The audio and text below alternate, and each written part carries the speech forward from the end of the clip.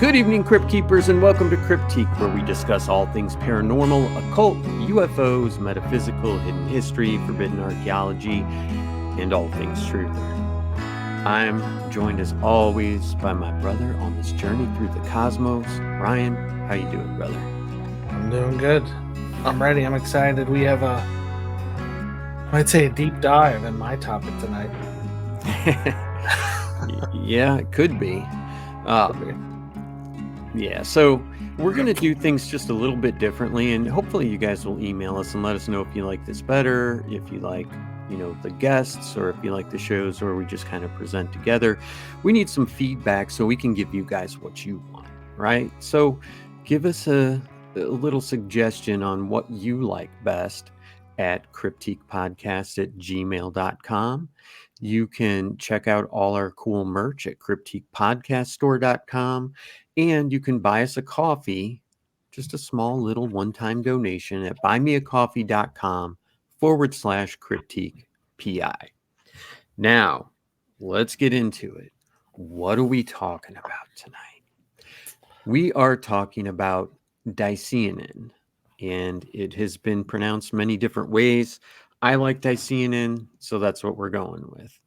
So Dicyanin is, yes, you guessed it, an enigmatic dye that has captivated imaginations for its extraordinary ability to unlock hidden dimensions, allowing individuals to peer into the astral worlds, perceive auras, and encounter beings on higher frequency levels. So, let's get this.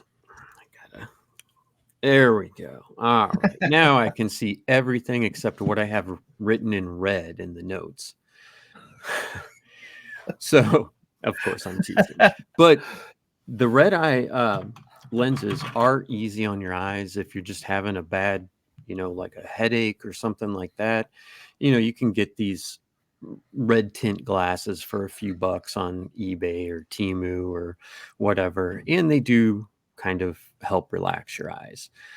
Just throwing that out there, just a little gimmick. We thought about ordering some of the Dicyanin goggles online, but they're expensive, and I really don't want to pay, $50, $100 for something that's essentially a toy, right?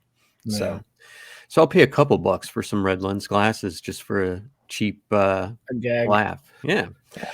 So in the early 20th century, a man named Walter John Kilner embarked on a groundbreaking scientific exploration of the human aura. So maybe we should talk about the aura a little bit. So the aura is basically, you have a life force, which people that can see auras, like myself, can see. It appears as white. If you just kind of soft focus on somebody, you can see kind of a white, almost like a shimmer around them, and that's going to be their life force. And then if you continue, if you have these goggles, or if you just, anyone can do it. I think you just have to practice. You can see a color aura, which may let you know something about that person. It may let you see, this person's angry today, so this is how I need to interact with them. Or if you're making a sales pitch, this person is sad, so you can say something to cheer them up, that sort of thing. So that's what we're talking about. It marked the first systematic examination of auras, revealing three distinct emanations: the etheric double, the inner aura, and the outer aura. Kilner's meticulous research demonstrated the impact of illness on the color and size of auras, laying the foundation for the scientific study of this metaphysical phenomenon. So he was basically trying to figure out if you could use different kinds of dyes, different kinds of photographic imagery to detect illness in people. So keep in mind, this was a long time ago, and modern medicine was really still kind of in its infancy. But through that, we got auric glasses and auric goggles, and they emerged as a visionary tool crafted with dicyanin to filter out white light from the spectrum. This innovation enabled wearers to perceive auras, providing a glimpse into the unseen energetic fields surrounding living beings. So they have used red and green goggles for red light therapy, and it has been shown to reduce inflammation, strain, and stress. When deploying red goggles, there's no need to switch between day and night modes, and red light can enhance awareness and provide cellular energy to the eyes. On the other hand, green light enables us to perceive more shades of green and has a soothing effect on the eyes. So we're going to get into some of the guts, I guess, of what these goggles are meant to do. So when you think of night vision, what do you think of, Ryan? I usually think of green Mhm. or gray. Yeah, yeah. Gray is less common, I think. But yeah, I think everybody, when we say night vision, you think almost of the bright green uh, Yeah. enhancement. But Yeah, although I guess what I'm thinking of with gray might be like infrared cameras or whatever it is that they have on planes. I mean, you see yeah, this footage where it's like the Tic Tac. The hmm footage of the Tic Tac is black and white, I believe, yeah. but I So think that that's IR, not it's not thermal. yeah. Yeah, so that's thermal. That detects heat, and image enhancement converts photons into electrons, transmitting them through an image intensifier tube to project an image visible through the eyepiece. So, like you said, you can see in black and white, or, you know, gray and black, depending on how hot the How they target like is.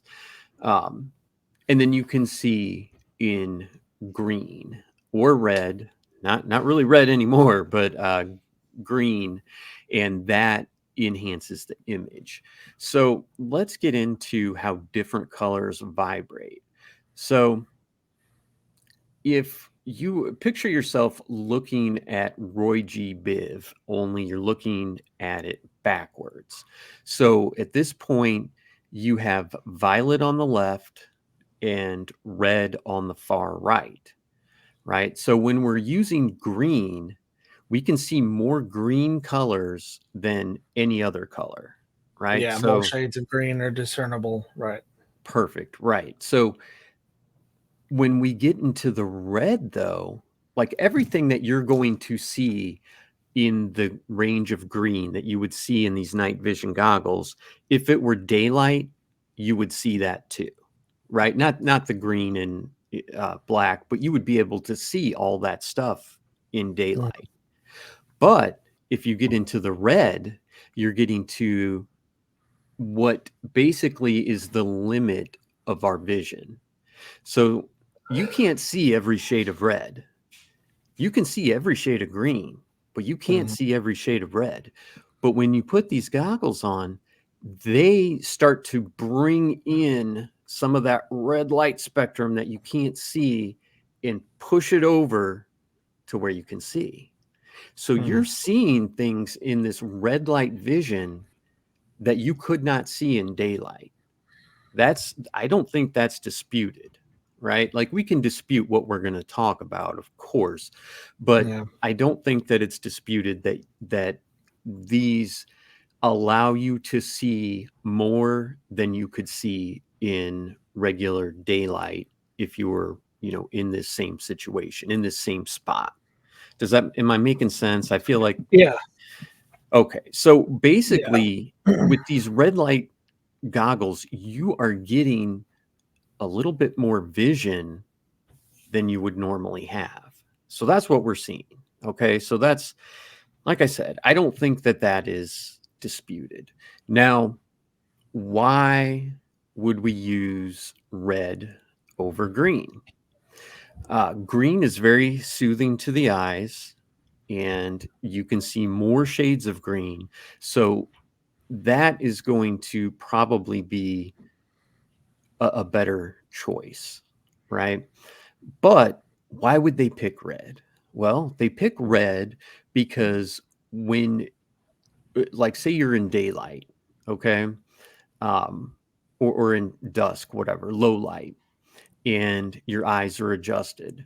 Boom, you put the red light goggles on, you're ready to rock. You don't have to adjust. You don't, there is no um, adjusting to the red light. It just, you lock in and you're ready to go. Whereas if you put on the green goggles, you lose a couple seconds. And it may not seem like much to you and me when we're out in the woods looking for Bigfoot or deer or Nuende or Duende or whatever. But when you're in the military, a bullet can go a long way in a couple seconds, right? So that's an important factor. We have talked to people. We had a guest on, I believe that it was Mark Anthony, that told us about how we use rods and cones. And we use the rods to basically see movement, and we use it in low light in peripheral vision. These rods are what we talked about being able to detect ghosts or whatever. So that's kind of just a brief history on what we're talking about. That's not super important, but I do think it needed to be discussed. So before we get into super fun stuff, let's talk about government intervention. So half the podcasts and YouTubers out there, they claim Diceanin is banned, so we can't know about other dimensions, but they found better ways to achieve what they wanted, like cheaper and easier. It would be easy to come on here, Ryan, and sow fear and sow uh, not even fear really, but just to sow excitement and bring people in and be fantastical and fun to listen to and be a fairy tale podcast. But we are Cryptique, so we don't want to just fly off the deep end, right? This is not what you're hearing about. This is not something where it's like the government's like, no, this is banned. No one can ever learn about this because if they do, our whole world would fall apart. They just found a way to do it that was cheaper and easier.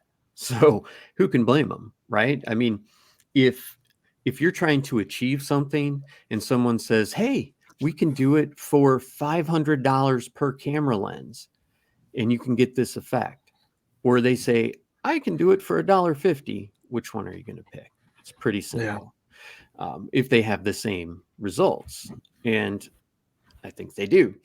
Now, I don't know why, other than to just be fantastical, that people would say all this on podcasts and YouTubes and stuff like that.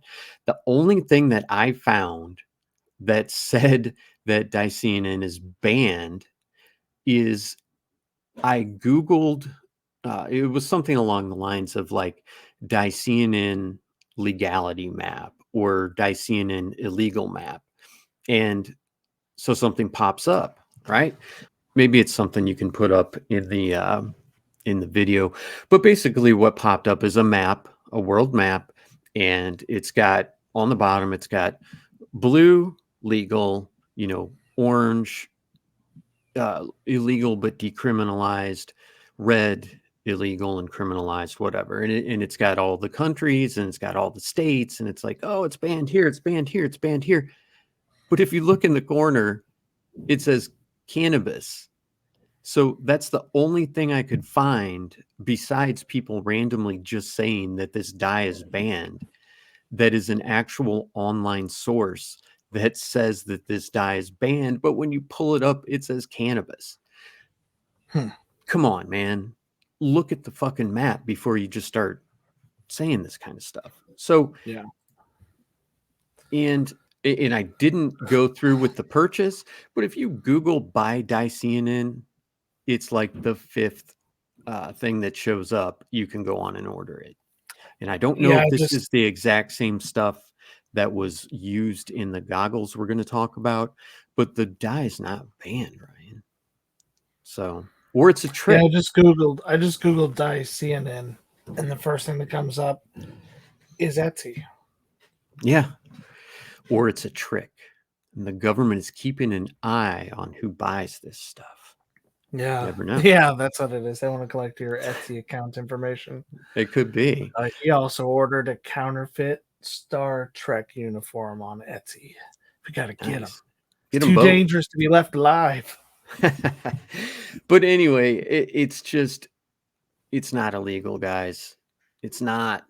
And that's great. You know why? Because you can order your Dycean in. You can do Mhm. these experiments and you can send us the videos and we'll play them on a YouTube broadcast because Yeah. it just is what it is. It would be great if this story had Dyceaning banned. That'd be great, but it's just not true. So I can't we can't put that out there. It would be so nice to just be like, oh, it's so scary and dark, but it just is what it is. So let's talk about the extraterrestrial connection. So Russian researcher with a great name, Valdemar Valerian, brought forth claims suggesting that certain extraterrestrial humanoids possess a distinct dark blue egg-shaped aura. Dicenen became associated with the ability to unveil beings disguising themselves as humans, resonating with themes depicted in films like They Live and Valerian. They Live is, have you seen that, right? Long Yeah. time ago. Great movie, man. They put these glasses on and they can see the truth. Pretty cool. Yeah. So counterfeit glasses claiming to reveal auras are all over the place online. And if you want to go on and, waste your money and buy one, that's fine. But they're not the same thing as what these original Ort glasses were. So I would do a lot of research before you buy anything like this. So, in the Vietnam War, an intriguing account added another layer to Dycening's mystique. A platoon leader and officer reported the use of an experimental viewing device. Instead of the conventional green hue, this device revealed a different environment in red.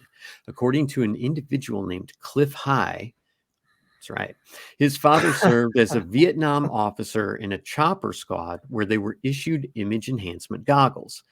But these goggles reportedly caused officers to become quarrelsome with each other.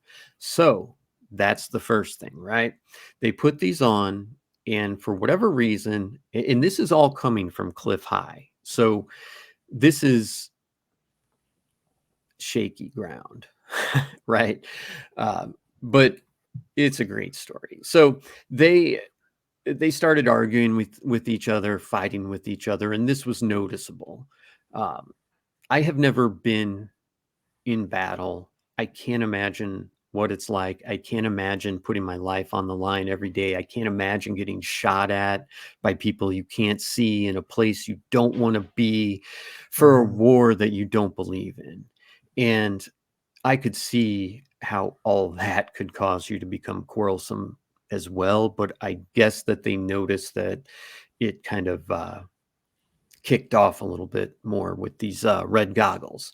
So they were instructed that only the gunners were permitted to use the red night vision goggles. And we'll show you some pictures, some slides also of these gunners. They basically were on these Huey helicopters that were troop transports. And so they would fly these helicopters in with troops on them, drop them off in a field, and fly away. Pick people up, pick up the injured, stuff like that. And these gunners, their job was to provide cover fire. And they had 50 caliber machine guns. So serious weaponry. But only the gunners could use them. So during, and you'll hear also in these other podcasts, oh, it was fighter pilots in Vietnam in these dogfights that use these red goggles. Not true. We don't even know for sure what branch of the military used these. We don't know if it was Army or Navy, but it was definitely only gunners in these Huey helicopters. So during some flights over what was considered a peaceful area, maybe not, as friendly as, your backyard, but a place where you wouldn't expect to find a lot of Charlies, I guess. Uh, so during a flight over one of these peaceful areas, one of the gunners began shouting and yelling about the monsters. So, what did these monsters look like? Um, well, first of all, when they saw these monsters, what'd they do? What do you think they did? What would you do if you saw a monster and you had a 50 caliber machine gun? Yeah, if I'm a gunner, I'm gonna gun.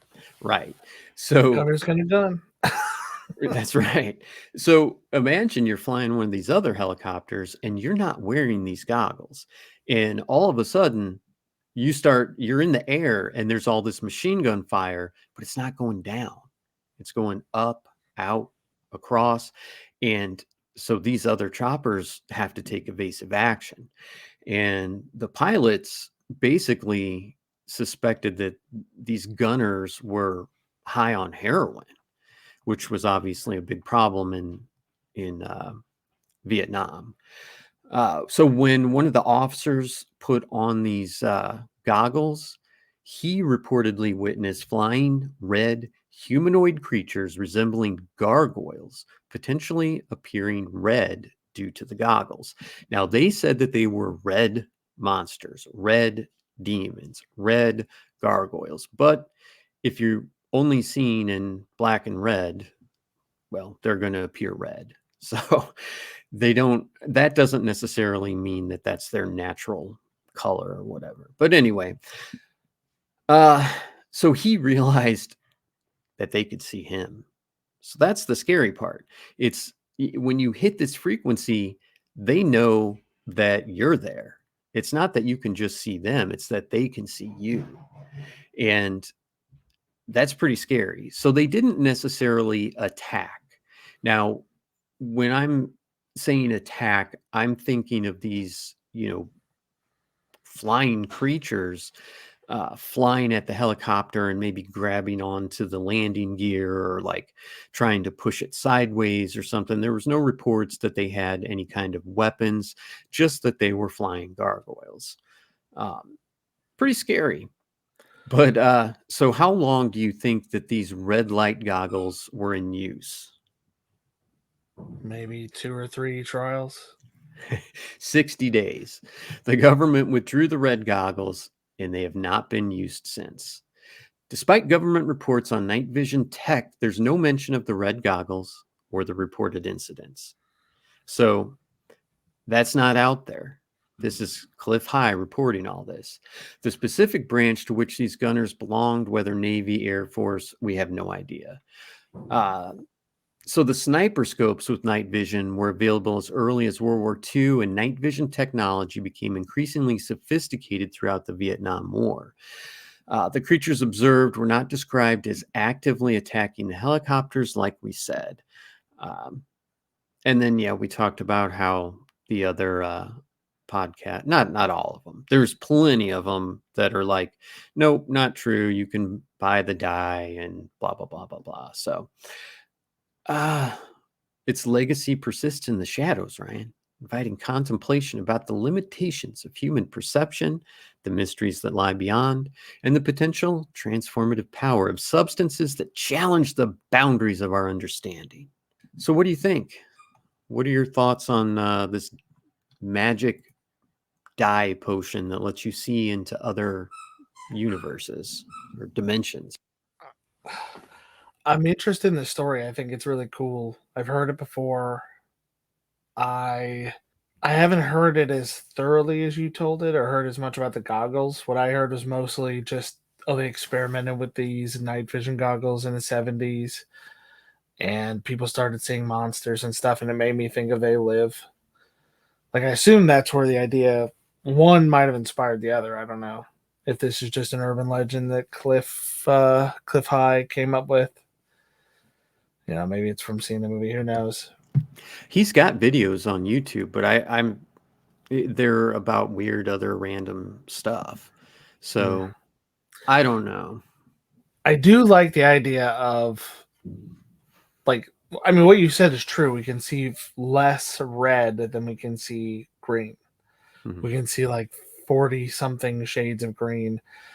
You know, I remember Mm-mm. reading that No, no, no, that's no. You want to know how many shades of green we can see? how many?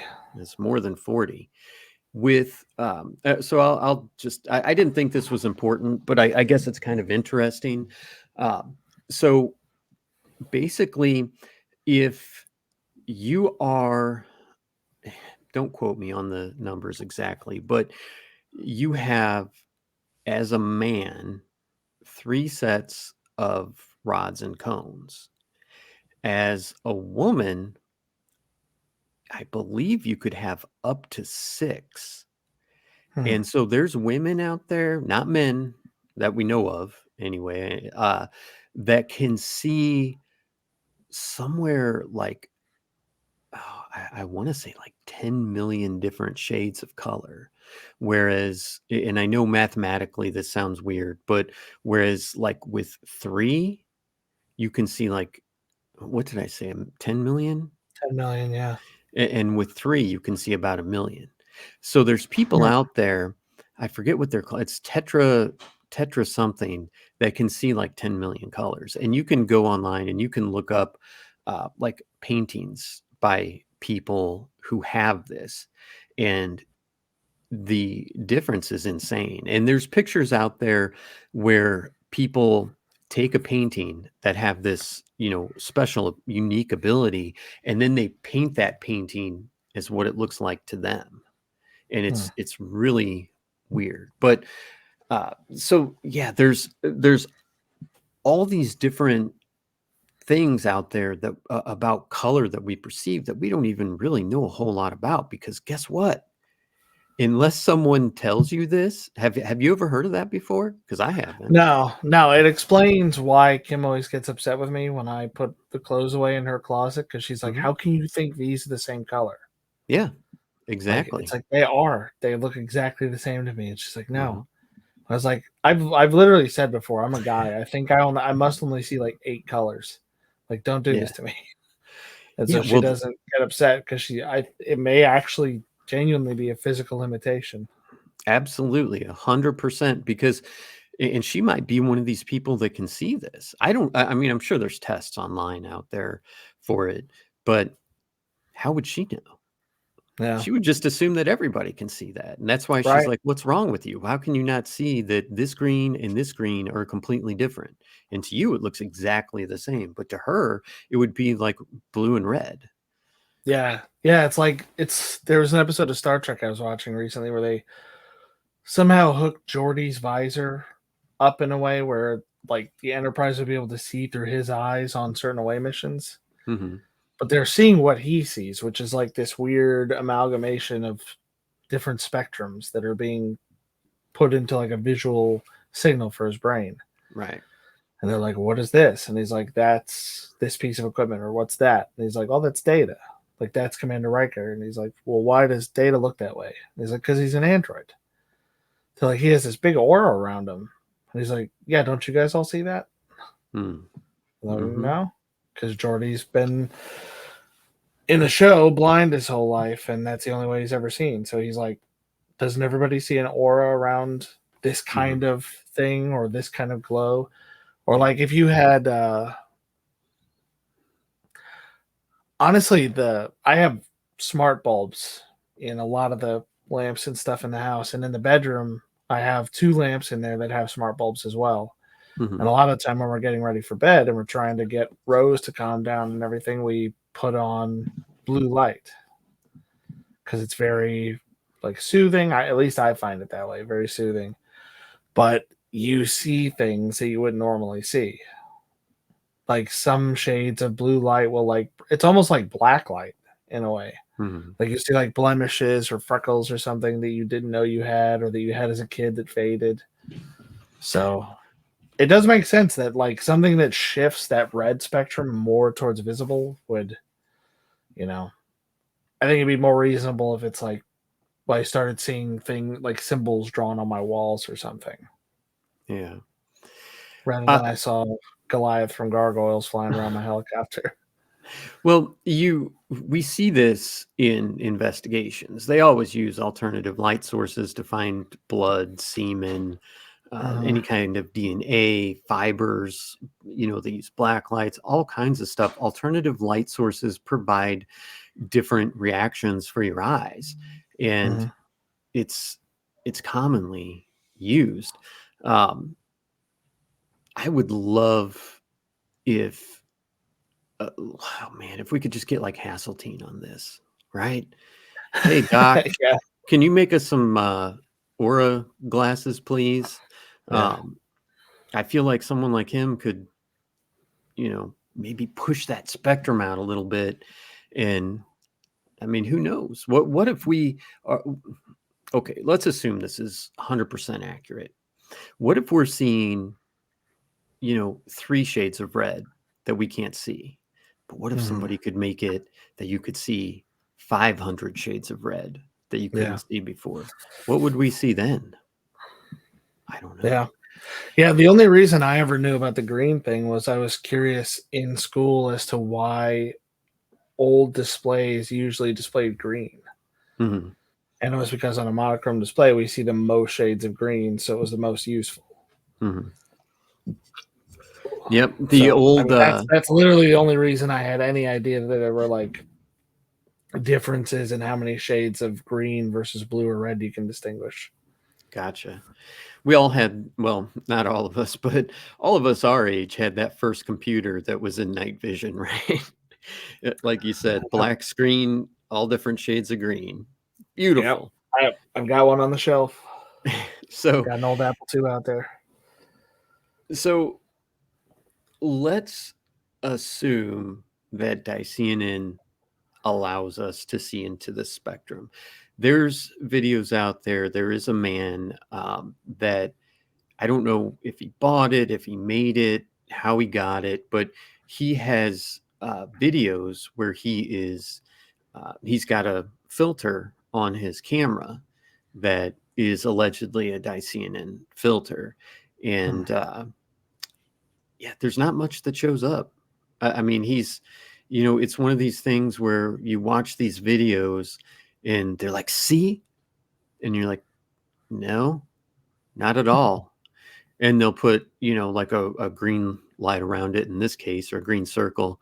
And see, uh, no, it looks exactly like a board. That's what it looks like. Now, I don't know what you're seeing. Please tell us. Are you wearing Dicyanin goggles when you're looking at this? Because all I see is a house. And I don't know, man. I've had it with these videos where it's like, you got to put a red circle around. If you got to put a red circle around something, it's not evidence. Probably I too mean, subtle to be relied on. Yeah. yeah. I mean, there's a picture of Survivor Man just walking. He holds his camera and stuff, and clearly it's just foliage behind him, but they circle this thing and they're like, see, he's following him the whole time. Come on, man. Give me some real evidence. This is why nobody pays attention to any of the paranormal stuff, because of these stupid videos where they have to have a red thing around it to show what's showing up. But Yeah. I don't know. If it's real, it's scary as hell, Ryan. Yeah. Yeah, it is. I like the idea of it. I mean, I, to me, there's something comforting about the possibility of this stuff existing. Hmm. That the world isn't really just what we think it is, and this is it. Sure. Like what you see and is what's real, and that's it. Nothing beyond it. No other possibilities. I I wasn't mean, I hoping don't for know that I'm gargoyles. comforted. Yeah, yeah. Gargoyles wasn't on my wish list, but It'd be better if there were like, hey, there's 10,000 different kinds of butterflies you can't see, and it's beautiful. Just put on these goggles and you'll see a mm, flock or a whatever you call a bunch of butterflies. It's like, oh, you get to see demons. Oh, great, Oh, great. good. There's that for my day. But this is something where you guys need to, yeah, spend your money, buy some Orc goggles, and let us know what you think. But Yeah. I think that wraps this one up. I mean, it could very well be that it's true, but there's just such limited information that I don't think we can say fact or fiction. Mm-hmm. But it's a cool story. All right, you ready to move It on? is. Yeah. Yeah, it is a really cool story. Okay, so I have a suggestion from Jay, which is to cover Mel's Hole. Which, no matter what we say about Mel's Hole, it makes us laugh. Uh, Mel's Hole is wonderful, glorious, deep, enigmatic. I mean, what else can you say about Rejuvenating. it? Rejuvenating, yeah. I mean, we'll get into that. All right, so Mel's Hole is named for Mel Waters, who first made this story known in 1997 in an appearance on Coast to Coast back during the Art Bell days. Mel claims to have owned property in rural Washington near a city called Ellensburg. And he said that on this property was a mysterious hole. It was ringed with a brick perimeter, kind of like a well or a fire pit might be. He said that that brick or stone went down about 15 feet. And after that, it was just earth. Now, he talks about that this is a well known hole. Everybody around uses it, they all know about it. They don't go like use normal trash service, they just dump all their stuff down this hole. And he starts off by saying that it's weird that it's been used for so long and it's never filled up. But he also says they've never heard anything actually hit bottom when they're dumping things into it. So that's kind of the most mysterious thing. That's the thing that'll kind of set you off first. He tells Art that he's like a fisherman.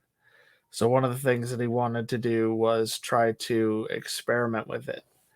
He tries first to, I think, drop lifesavers down, like candy. Just puts fishing line through it, drops it down, and assumes. At first, I thought it was maybe the only thing he had around, but it sounds like the purpose of it might have been to see if there's water at the bottom of it because the candy would be wet or deformed or it'd be dirty in some way because it's white. And when he pulled it back up, he dropped down a full spool and it was fine. It was dry, it was clean, it was unbothered by it. What did he say? He said that he put, I think, 5 spools together. He put a 1 pound weight, 5 spools, and lowered it down what he claims would have been 80,000 feet or about 15 miles. And my thought, I don't know if you listened to this as well, but my thought was, how would you ever reel that back up? Like, first, how long would it take to drop that down, and how would you ever reel that back up? It just seems so unlikely, unless Right. you had a way of hooking like a power drill to it and just, Right. just reel that stuff up.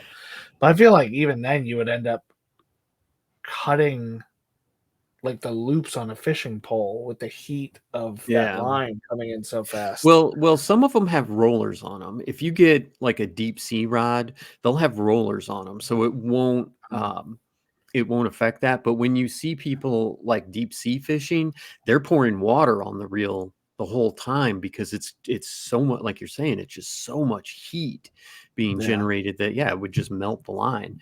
But here's what I do, and I'll shut up after this. You put that weight on it, you put a bobber on it, drop it, and when it goes slack, you know exactly how deep you are, right? Mm-hmm. But what'd you say, 8 miles, 15 miles? 15 miles is what he said, I believe. Now, how much is a standard spool of line? I mean, he wouldn't even be able to fit it all on a fishing line or on a reel. No. of He would a have to like let it go, then hook up another line to it, and then put that on his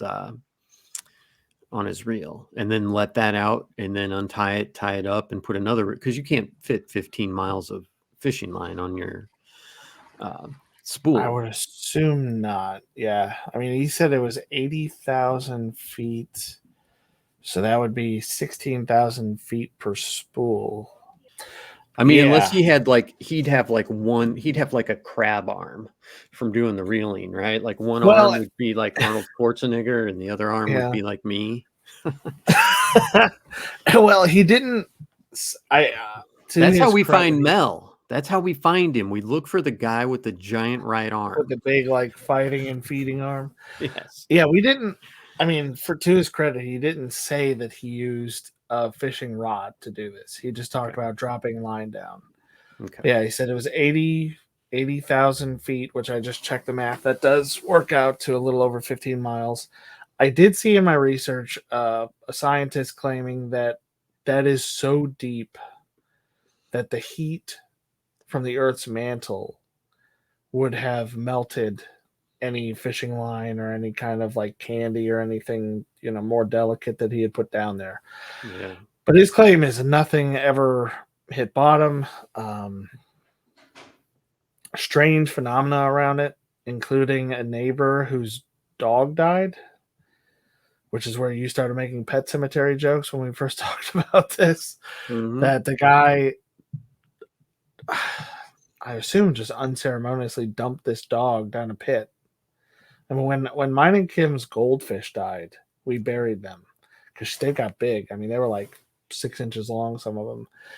But I couldn't imagine dumping a dog down a hole and then being like, "Do I hear anything? No, okay." Like that's odd, isn't it? Like that's a big dog. Right. Yeah, I think that, yeah, it was maybe like a farm dog or something. I don't Because know. yeah, I mean, I mean, our dogs are, we get them cremated and we bury their ashes, and I mean, Yeah. we love dogs on this show, and we wouldn't do them like that. But what No. happened? Well, the guy supposedly reported that he saw the dog running around in the woods.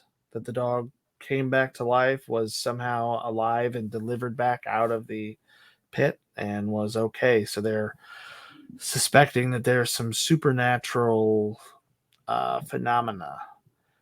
Some They, juices in yeah. Mel's hole. Oh, God. Another thing that he talks about is having found a bag of dimes, and he says that they're Roosevelt dimes. And at first, he doesn't really notice anything about them. Apparently, one of his hobbies is making belt buckles, Gotta love it.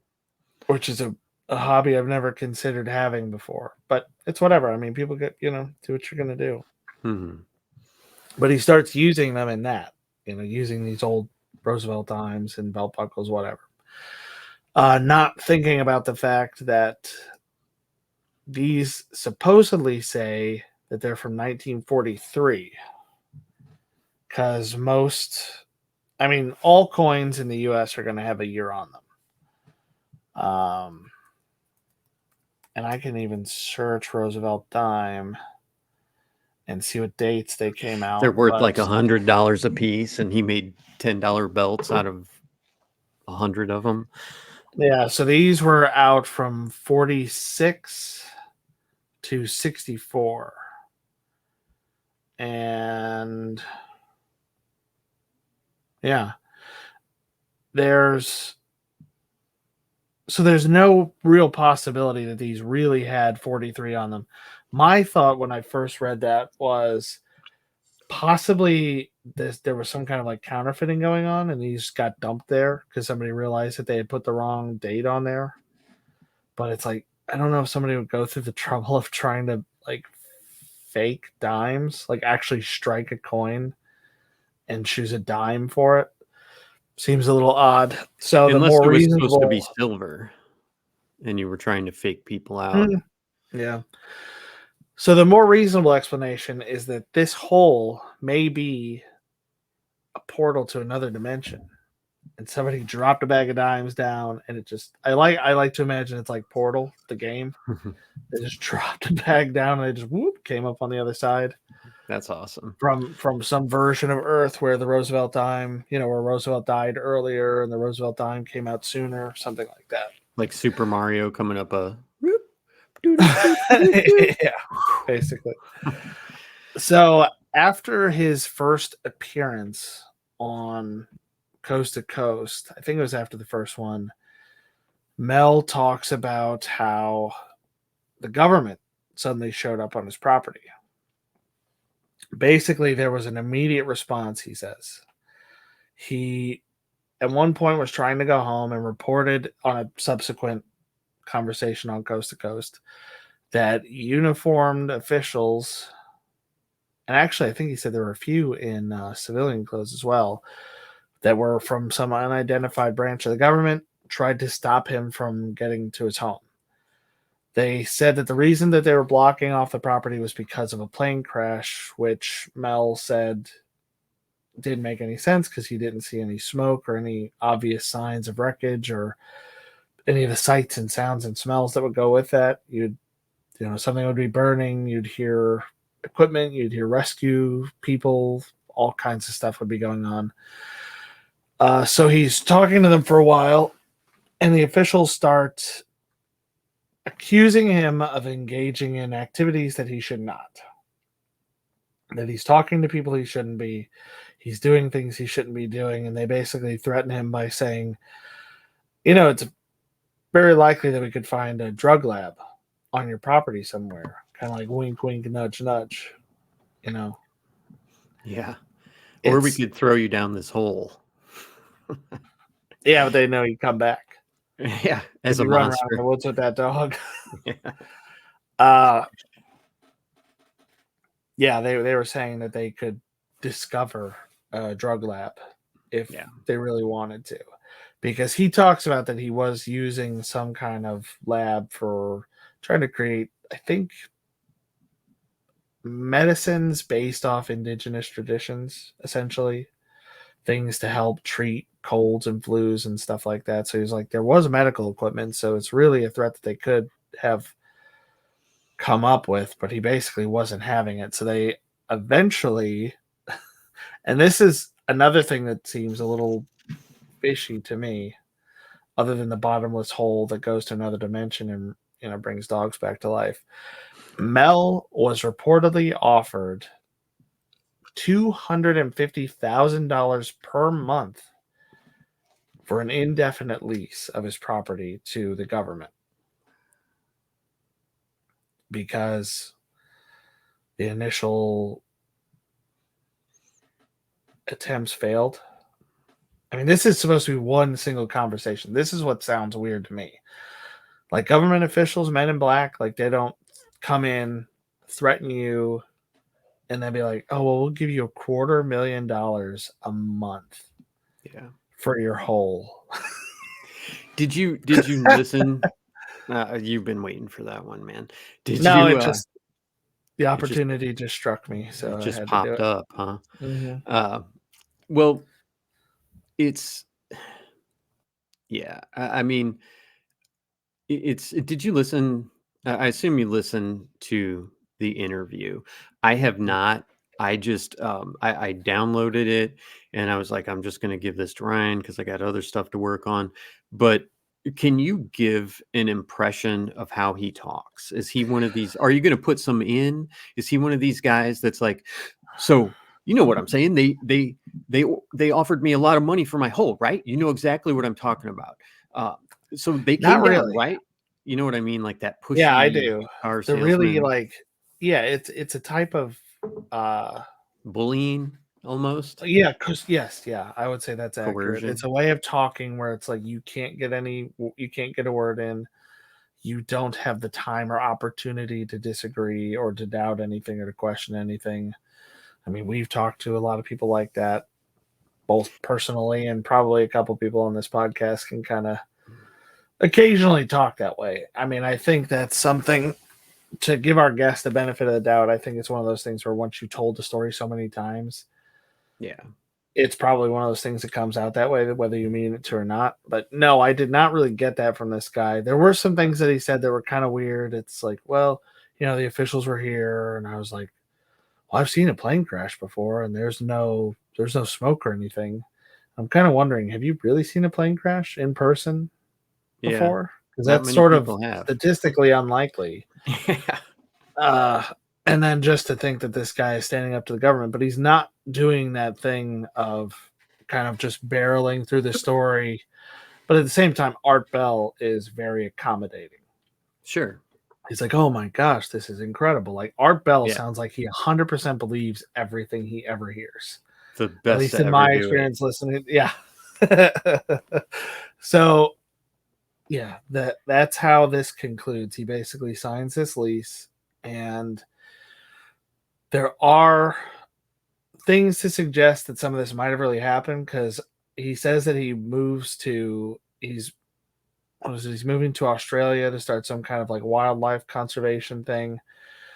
And Art Bell has apparently said before that he did receive mail from Mel from Australia, like postmarked from Australia.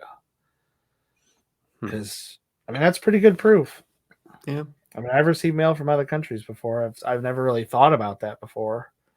That there actually is like a mark yeah, to show. Like I ordered some stuff on Etsy, and boop, there was a mark for Australia from New South Wales. yeah. So I don't know. I don't know about that.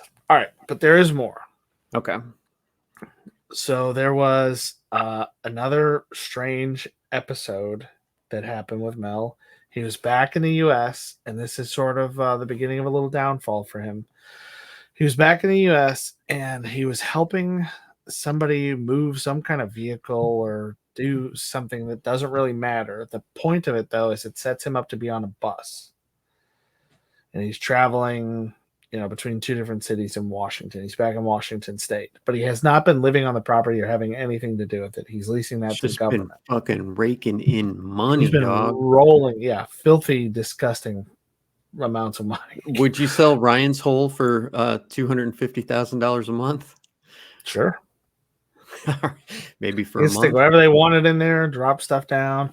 One of the suggestions that Mel talked about was somebody told him he should throw a cat down the hole, and listen for the sound of the cats like screeching.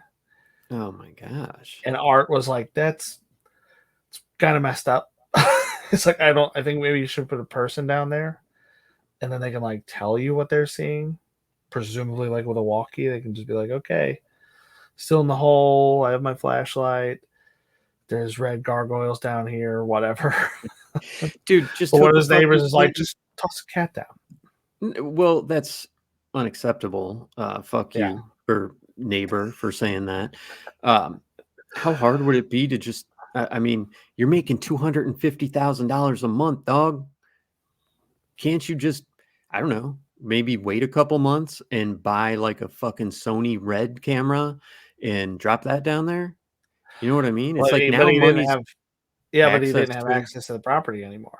Okay, but you could So still put a video camera on something and drop it down there. I mean, you could get a Sony night vision back then for what year were we talking with this? Do you remember? 97, 97. Uh, I'm sure Sony Night Shot was out before 97, right? Or you could just Yeah, put a there fucking would have been flashlight something. on it and lower it down there. You can get fishing line that'll easily hold a nice camera and flashlight and just drop that down there and see what's going Yeah. on, man.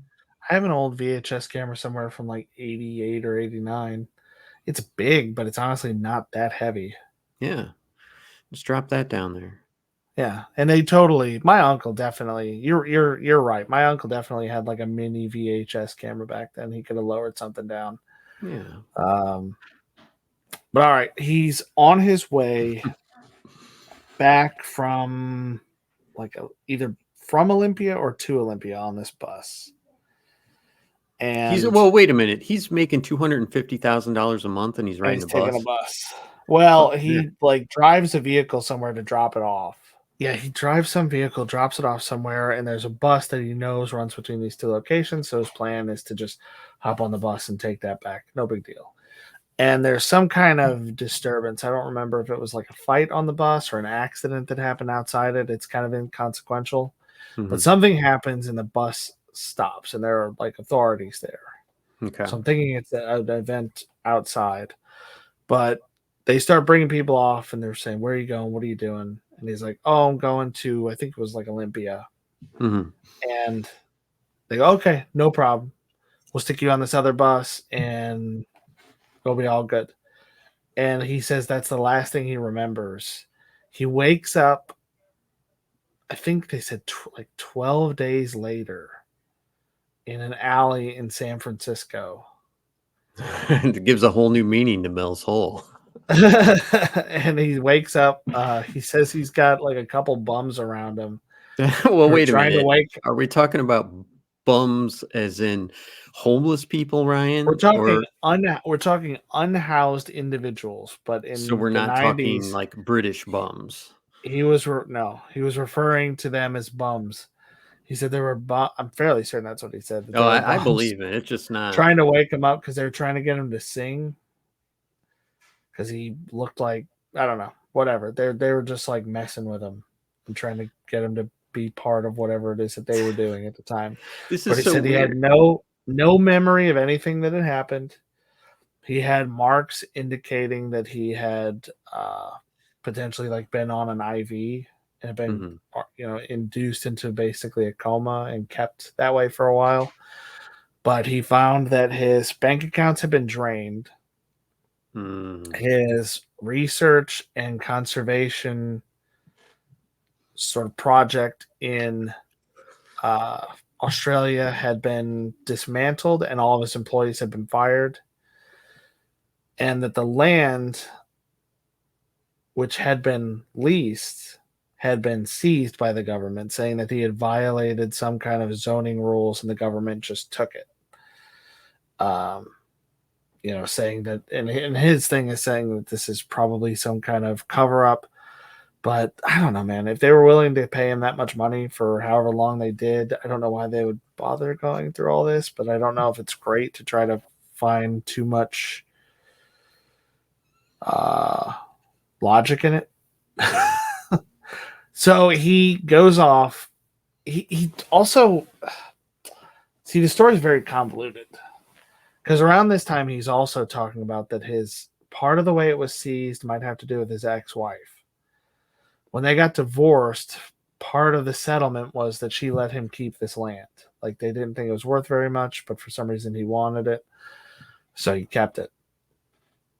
And he's saying that part of the documentation regarding the seizure of the land had to do with the uses that were allowed on that land per this divorce and the agreement that allowed him to keep it in the first place. I don't know. Hmm. There's also then claims that his wife disappeared, I think, after this. And when looking at the land through, what do they call it? Terra servers, like looking at satellite views, early satellite views, like before Google Earth was a big thing, that you could see parts of the property, but you could not see the whole. The whole, like, everybody's probably seen Google Maps or something where they'll blur something out or just block something out entirely that you're not supposed to see, like personal information, faces, Mm. or if you try to look at like a License military plates. base or something like that, it'll be blurred or blocked out. He said it was like that. Mhm. But he did not allow himself to be deterred by this. He went out in search of a new hole. Because, I mean, When one hole goes away, you got to find another one. I'll find another one. So he finds somewhere. Where was this? Oh, he found two. What are the odds? All right, so I don't know exactly where the location is, but he talks about a group of people called the Basque in this Basque village somewhere in Nevada, but I'm not 100% sure like what where that is. Nevada's a Mhm. pretty big space, but it's some kind of native location. But they find that there's a hole that's similar to his. There are It has similar properties. It seems to be bottomless. It seems to potentially act as some kind of gateway. There's a lot of like spiritual reverence for it, and the community leaders are, they revere it. It's a sacred site for them essentially.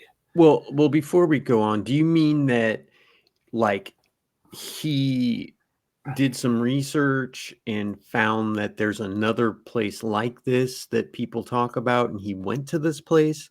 Yeah. Or okay, so he wasn't just like, I'm just going to go find a new hole and just start walking around in the woods looking for something. No. Oh, He researched and found that there was okay. supposed to be another one. At least that's my impression from the interviews. Well, that would make a lot more sense than I just found another one. I'm the hole Yeah, guy. I'm the hole master. Ecology. Yeah, so he goes there, and this is actually where more of the strange things happen. The one that was actually on his property was like, oh, some dimes showed up with the wrong date on them. Or this guy threw a dead dog down there, and then we saw the same dog running through the woods.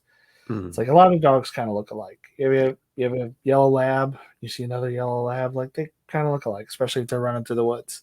Right. But they conducted a few experiments, and I don't understand what made them do this. But one of the things that they did was with this new hole at Basque Village, and that's Basque, Mm-hmm. is they lowered a bucket of ice into the hole to see what would happen. Maybe they were looking for heat, because that one scientist that I found was saying at the depth that he said he lowered stuff to, it would have melted fishing line. Right. So they lowered down a bucket of ice, and then they reeled it back up, and the ice had not melted. Even when he held it in his hand, he says it was not melting, and it was like warm. It was room, essentially not room temperature, but ambient temperature.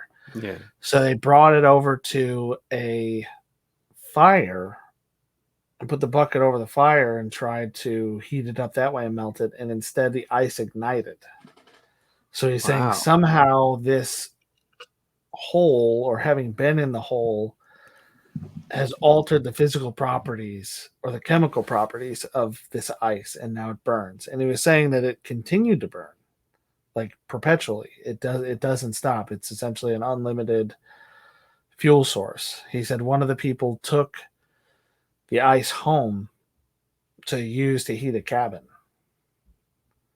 and he just had it in the fireplace just burning perpetually, which is kind of cool. If you had like a little flame, and you could just throw a log in on top of that and get a good fire going with it. That would be awesome. That would be so awesome. It's so bizarre why they would think to do that, though. Like, I would like to know what other things led up to let's drop a bucket of ice down there. Because I know nowadays the first thing somebody would think to do would be to drop a GoPro down. Yeah. I mean, I want to do that with the lake in my neighborhood. Drop a GoPro and like a light down there and just see what stuff's down there, because these are artificial. These are artificial lakes, so there might be like equipment down there that got left, or things that have fallen in, like old boats or something from the neighborhood. Like, just check it out. I probably wouldn't see anything. I'd probably see a couple of fish and a bunch of seaweed, or an 18-foot mammalian crocodile. Yeah, mammalian crocodile. Yeah, they pulled it out of Mill's hole. God. Okay, so the next thing they did was or at least the next noteworthy thing they did was they lowered down a crate, and in the crate they had a sheep. I guess they just wanted to see what happened to it, so they lowered it down to some particular depth. I don't know how far, and they left it for about 30 minutes.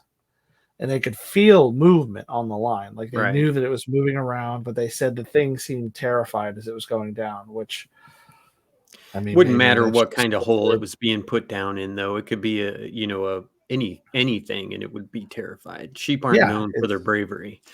Right. So they drop it down there, and then they pull it back up, and it's dead. And one of the members of this Basque tribe or group is some kind of butcher. So he's like, hey, let's open it up and see what happened to it. So they cut it open, and what they find is that a large portion of the interior of like the main sort of body cavity is filled with like a gel. And they said the gel almost seemed to be some kind of tumor. And then Hmm. other parts of the body seemed like they had started to cook, despite no external indications of any injury or heat or anything unusual having happened to it. Like they were saying from the outside, you would never know what killed this thing. But Mel says that attached to this tumor by an umbilical cord was a fetal seal.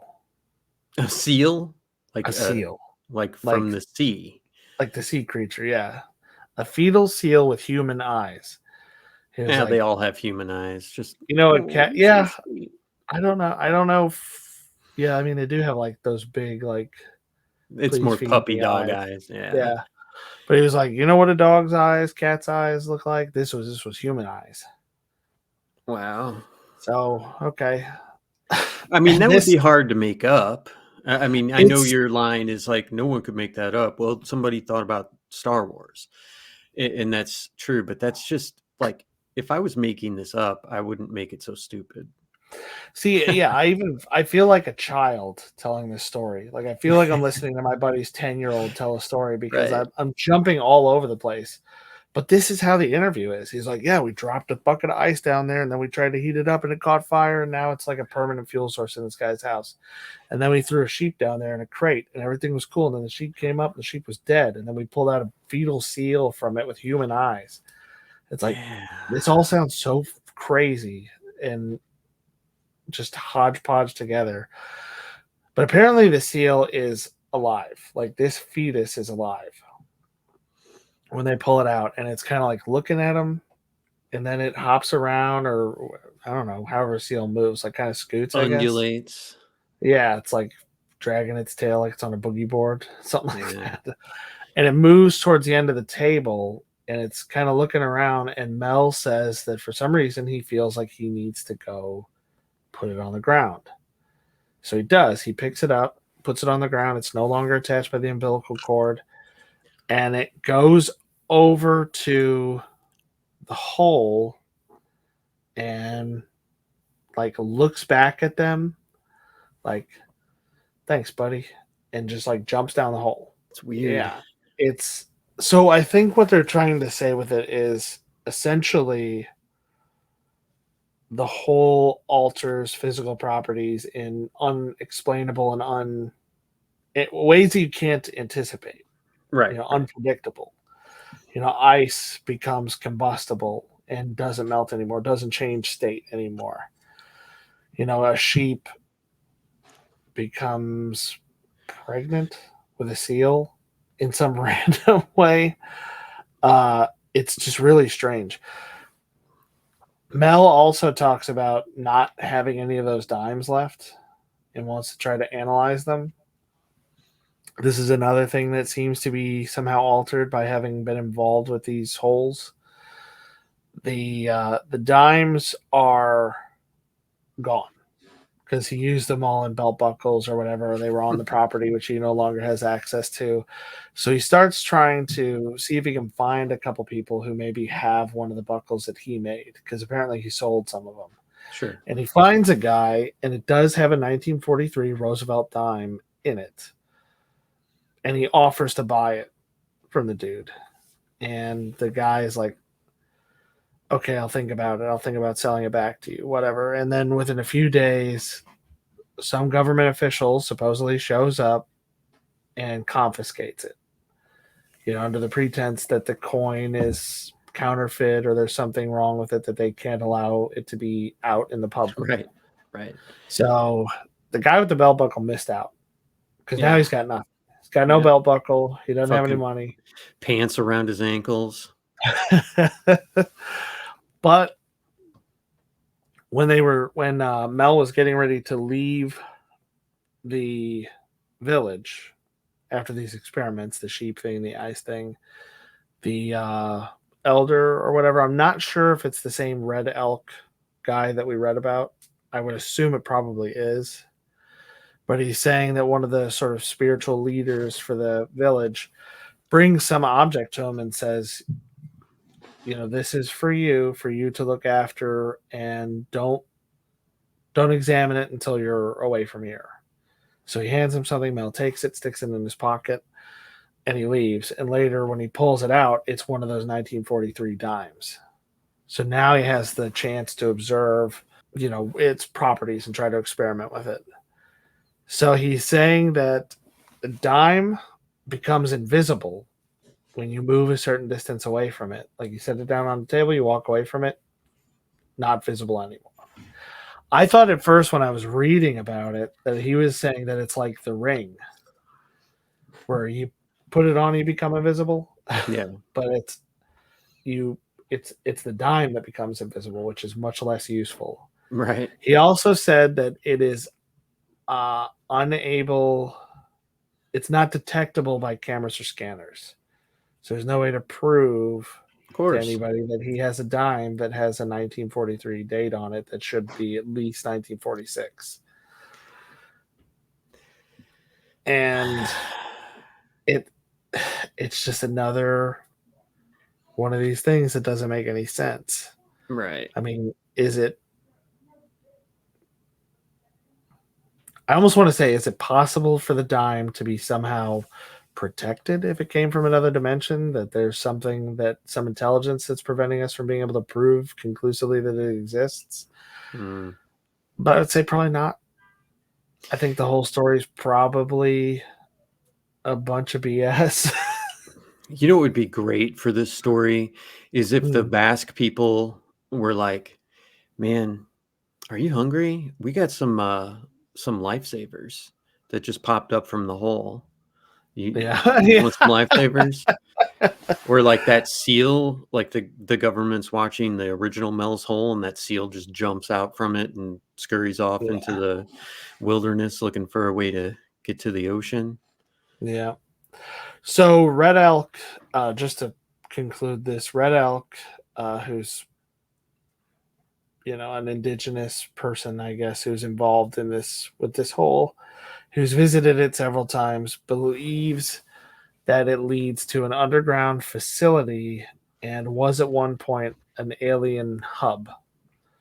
That there were cities, beings down there that want to take over the earth, or whatever it is that their goal is in particular. That seems a little bit less clear. But there are a number of people who have tried to find Mel's hole. It's puckered up. It's hard to find. So to clarify a little bit, Red Elk is a shaman who is seemingly from where Mel originally was from and where the original hole was. So when he's talking about a hub for government work or alien activity, he's talking about Mel's hole, not the Basque hole in Nevada. So there's apparently he tried to find the hole again around 2002 and was unable to. There have been, I think, a few people who've tried to find the property based on his descriptions and try to find this hole, but nobody's been able to find it. Nobody really knows anything about it. And a local news channel did an investigation and were able to find no public records referring to anybody named Mel Waters residing in or owning any property in the county he was supposed to have been from. And then geologists Jack Powell and Pat Pringle, which that sounds like a fake name, but one of those things that tells me we probably are living in a simulation. They've said, one, that this hole would definitely collapse under the pressure and heat from just the earth going down that far. There's no way for an open hole that deep to exist without some kind of really significant reinforcement that we like probably a mine. don't have. Yeah, like a mine, or like when they do stick something down miles and miles into the earth, they're coring it out. They're not digging a giant hole because it would just collapse. Right. Um, and again, there's more talk about how the fishing line measurements probably, if he did it, they probably weren't accurate because No. the heat from the earth would have snapped the lines when they went down. So there's a lot. Well, you That's have to think about this too. If you're lowering line down there, this just came to me. I talked about like, oh, you could put a camera on it, no problem. Well, 15 3/4 miles of fishing line weighs a lot too. it's true. Yeah, he might have thought he didn't hit the bottom because he's still feeling all this weight on it. It's just the line that's on there. Yeah. So I mean, that is, yeah, that's a And that's point. still giving him a lot of credit. Yeah, Just yeah, saying he made a mistake. yeah, and I don't think he's been heard from since the early 2000s. Yeah. There's no records of him. There's people that tried to find it, people who tried to figure out if it was real, where it would be. No dice. So I think it's probably a really good story. Like it's a really good mystery. There's a lot of elements to it. There's intimidation, bribery, government seizing his property. But it's just a little much for me to buy into too much. The government immediately going from, well, we could just discover a drug lab on here, if you don't want to cooperate, to we'll pay you whatever you want for the land, just go, to then, kidnapping him and leaving him in an alleyway in San Francisco, which it's like that suggests potentially a whole lot of other implications, whether that was their goal to kind of mess with his credibility or what. Well, didn't MK Ultra start in San Francisco? Like that was where they did their experiments with the I don't honeypots know. and stuff. Pretty Yeah, sure it was maybe. in San Francisco. It seems to me that why would the government do all this and then be like, we hate you so bad, we're going to fuck everything up in Australia too.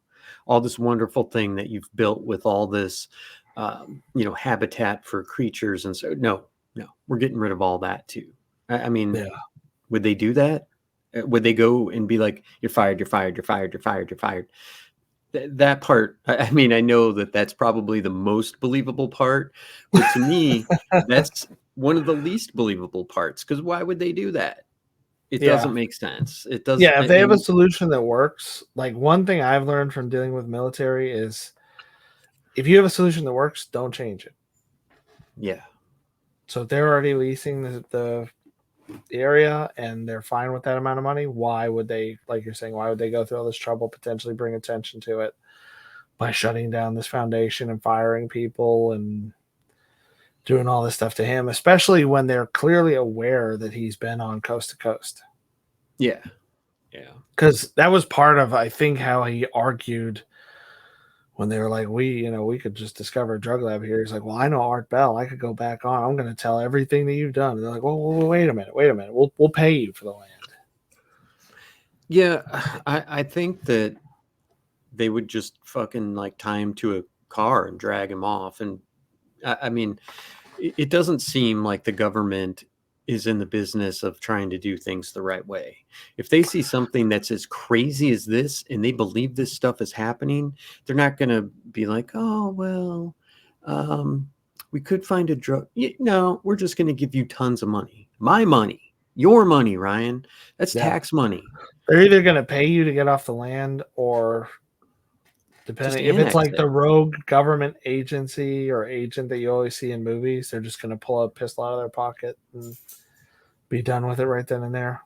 Well, I mean, how hard would it be to? But it does seem like just buying it or being like, oh, it's eminent domain. We need it for like a water treatment facility or something.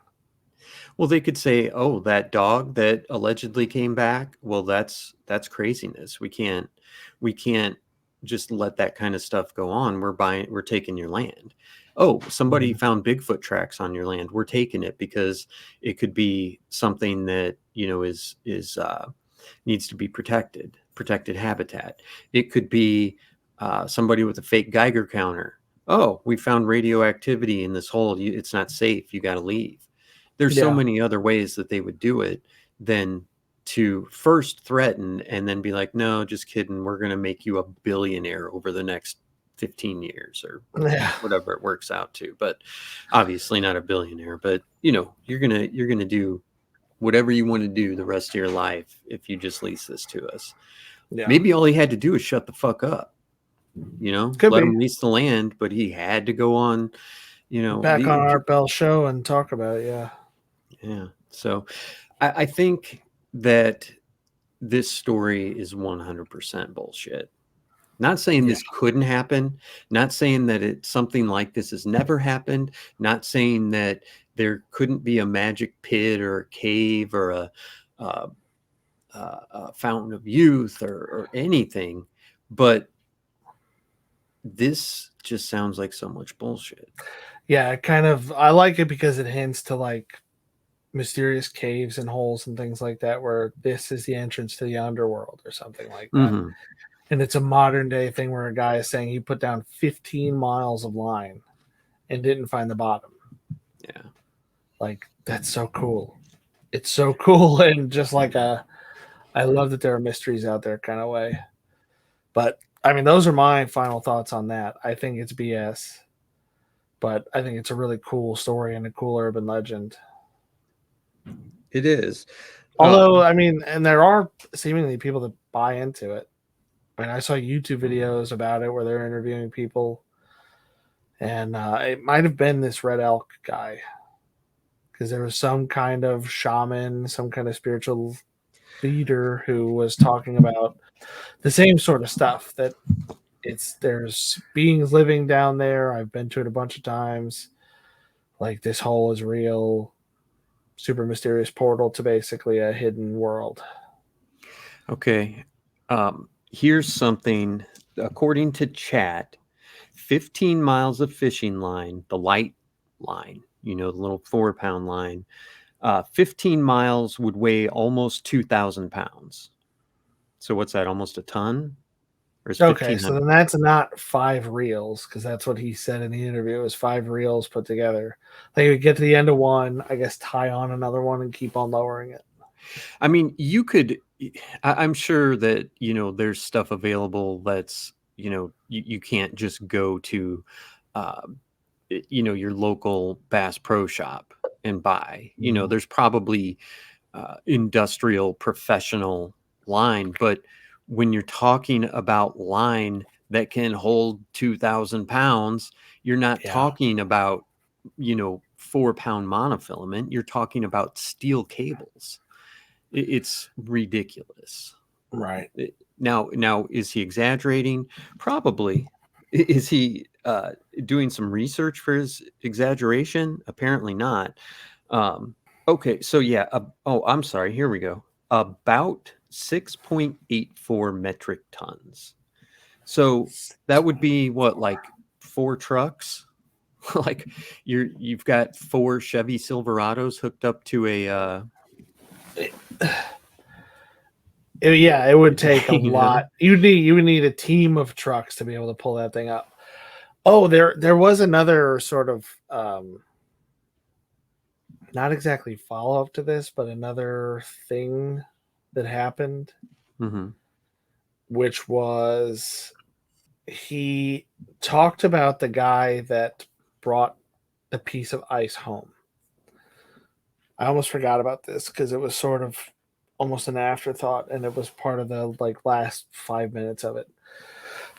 But he was saying, and I didn't find references to it anywhere else when I was researching, although I didn't dig super deep on this one. Haha, Mm-hmm.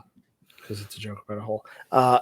The guy who took the ice still had it burning in his fireplace, and he was dried out, like very thirsty all the time, skin very dry all the time. They started to notice that the wood in the house looked like it was becoming dehydrated and like brittle. And it appeared that any steam that came from the ice or anything that was being melted or heated up was sort of being absorbed by the stove or by like the surrounding materials. Hmm. And that eventually the ice seems to have caused the guy's wood burning stove to collapse through the floor and get stuck into the ground. Spontaneous And they human weren't able to get it combustion. out. And then the whole house or hut started to collapse and sink like 5 feet down into the ground. Making And Mel another hole. claims, and Mel claims that, yeah, maybe that's how the whole started. Mel claims that they brought out cranes and all kinds of equipment to try to get this stove out of the ground, and they couldn't do it. I mean, Just too heavy. until they brought in enough equipment, they couldn't do it by hand. They couldn't do it with one crane apparently, but they got it out and loaded it onto what he referred to as the biggest truck any of them had ever seen that hauled it off. And nobody knows what happened to it. But somebody apparently told him that a lot of this is related to, this is where it got really weird. There were people telling them, and I think it was people from the Basque tribe, that basically we're going to destroy ourselves because it's likely that we'll use this burning ice in the wrong way or an inappropriate and selfish way. And aliens are watching us, and they're pretty sure we're going to blow ourselves up either with nuclear weapons or we're going to misuse this. And that whenever this material, this ice, is discovered, it like heralds the downfall of a civilization. Like, it was this really bizarre thing that was just sort of thrown in, like, oh, by the way, it's another like random twist in the story. Yeah. Like, oh, by the way, that guy who made a fire with it, his fireplace fell into the ground and nobody could get it out. And we had to get the biggest truck in the world to haul it away. It's a child's story. Yeah. And then he like hands you his bag of Haribo gummy bears. It's like, you want some? Like, this good stuff, right? What hole did those come out of? Yeah, I'm calling bullshit, Mel. I'm sorry. I there could be some elements that are weird, that are, I don't know, like maybe there is some kind of strange, weird old well on his property. Maybe the well's haunted. Maybe somebody fell in there and died. I don't know. But what I do know is that hole didn't go 15 or 16 miles into the earth. Right. Well, at least I know he couldn't prove that. Yeah. Okay. Fair. But yeah, it just seems like just so much add-on BS where it's like, I would have believed. Well, no, that sounds like BS. No, it all sounds like BS. 100%. I think that speaking on Red Elk, I don't know anything about the man. He could be a wonderful person. He could be, everything that he claims. But we also assign a lot of credibility to indigenous people on some things like this. And it's like, he could be mentally ill too. He could be crazy as fuck. He could have gone there high on peyote and been like, yeah, it sounds legit. So I think that bringing in like a native shaman is like set dressing, Yeah. Like, well, look, he believes it, Yeah. so everybody has to. I don't understand the publicity hounds that really don't have a reason. Like, I don't understand why Mel would do all this, except that he's batshit crazy. Could be. And I did just look up, I almost said filament and spools, but like fishing line, just random fishing line spools on Walmart's website.